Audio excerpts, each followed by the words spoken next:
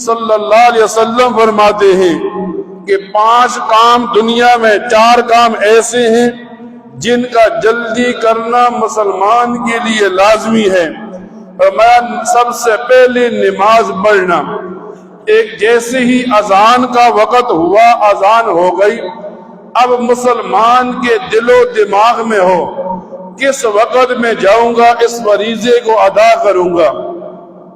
جب یہ آدمی اس کام کو کرتا ہے، 5 وقت کی نماز کو باجماعت پڑھتا ہے، گھر میں عورت ہے اور وقت کے اندر نماز پڑھتی ہے، تو نبی کریم صلی اللہ علیہ وسلم کا فرمان ہے کہ نماز پڑھنے میں جلدی کرو۔ نماز پڑھنا یہ نہیں کہ ایک آدمی جلدی جلدی نماز پڑھ لے، بلکہ یہ کہ نماز یوں پڑھ لو تاکہ نماز کا وقت نہ نکل جائے۔ پھر نبی کریم صلی اللہ علیہ وسلم فرماتے ہیں مہمان کی مہمان نوازی کرنے میں جلدی کرو۔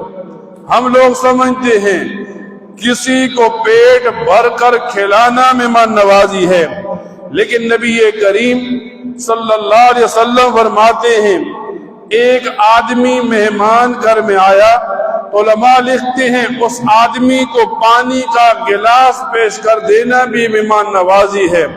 تو نبی کریم صلی اللہ علیہ وسلم بتاتے ہیں کہ مسلمان کے لیے لازمی ہے کہ وہ دوسرے مسلمان مہمان کی مہمان نوازی کرے۔ فرمایا تیسرا یہ، گھر میں کنواری بچی ہو، شادی کا موقع بن جائے تو اس کی شادی میں جلدی کرو۔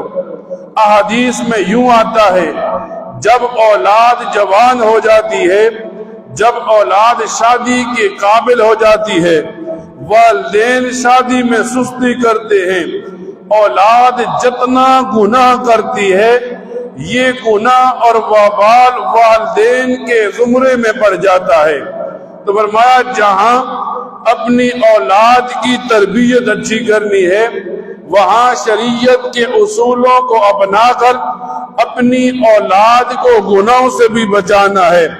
پھر فرمایا توبہ کرنے میں جلدی کرو۔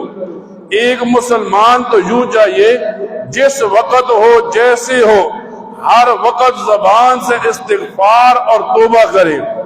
جب ایک مسلمان توبہ استغفار میں لگ گیا، اب اسے نہیں پتا موت کب آنی ہے اور موت کا وقت ہو، اس کی زبان پر توبہ کے الفاظ ہوں، یہ آدمی دنیا سے جائے گا تو خوش نصیبی کی علامت بن کر جائے گا۔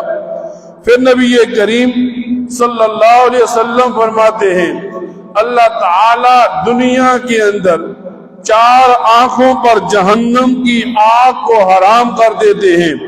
فرمایا پہلی وہ آنکھ ہے جو اللہ